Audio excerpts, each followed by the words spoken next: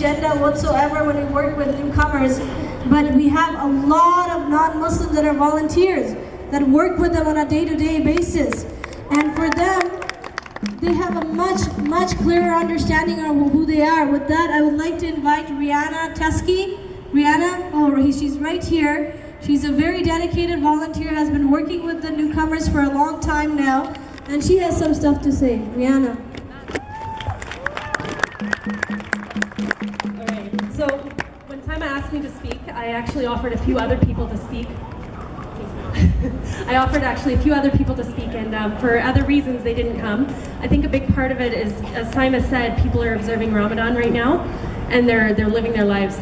And I thought, well, what can I offer to this conversation? And it's, I think, the token white girl thing is really important right now. I think I need to engage in dialogue with people, and I need to look like them. I need to look like their mothers and their daughters, and I need to tell them that these feelings of discomfort and this hate that they have isn't okay on any level. They don't just get to pick the easy targets, and that people that look like their mothers and their daughters and their sisters, they're not okay with that either.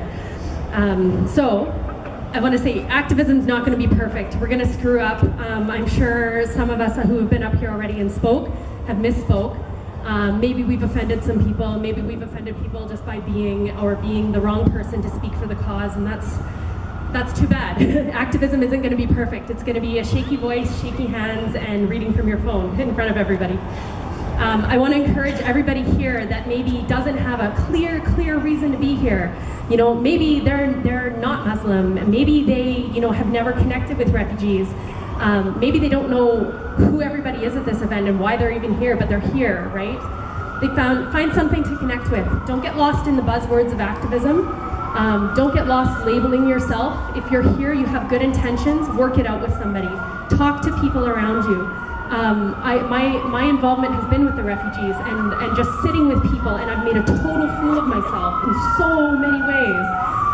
But we've all learned from it, and now I have a cause. I have a reason to be here. I have friends that I'm speaking for, and hopefully down the road, they'll be like Asila and be able to speak for themselves, even if it's with help. Find your cause, find a reason for it, and thank you very much for being here. I know that there's other people in the audience that are here not to support us. They're here to be against our cause, and that's okay too. They're here, okay?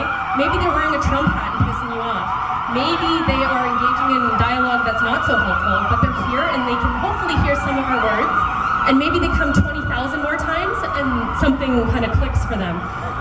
That's the goal, right? I know that when I've met, I was a token white girl for a Muslim youth panel. They were trying to figure out, why did these people hate us? And we interviewed some people from Guardians of Alberta, and the thing that kept coming up is they're hating people for a whole bunch of different reasons, but they found a common enemy. So if you can be that buffer, if you can be the enemy that distracts them for a while from vulnerable people, do it. Engage in the conversation, distract them a bit. One of the things I kept hearing is the fear is, Sharia law. They don't know what it is, or they think they know, or they've read a script that didn't talk back to them and engage in a dialogue. They're scared of losing our values. They're scared of losing the values they grew up with. They do have a drive to be decent, but they're throwing their cause behind something so wrong. So channel that decency in them. If there is an opportunity, maybe it isn't with this generation, maybe it's not with the haters at the rally, but maybe it's with their kids. Maybe encourage the government to take a formal stance against racism. Maybe it's encouraging the government to take a formal stance against Islamophobia. Send the message in all the public systems that it's not okay. And when those kids get the vibe that, they're not feeling okay with what their parents are saying, well, they have their school and they have their community to look to for other examples. So just keep being that. And I know you've heard some scary things, and there is some really scary shit being said online. And sorry for swearing again.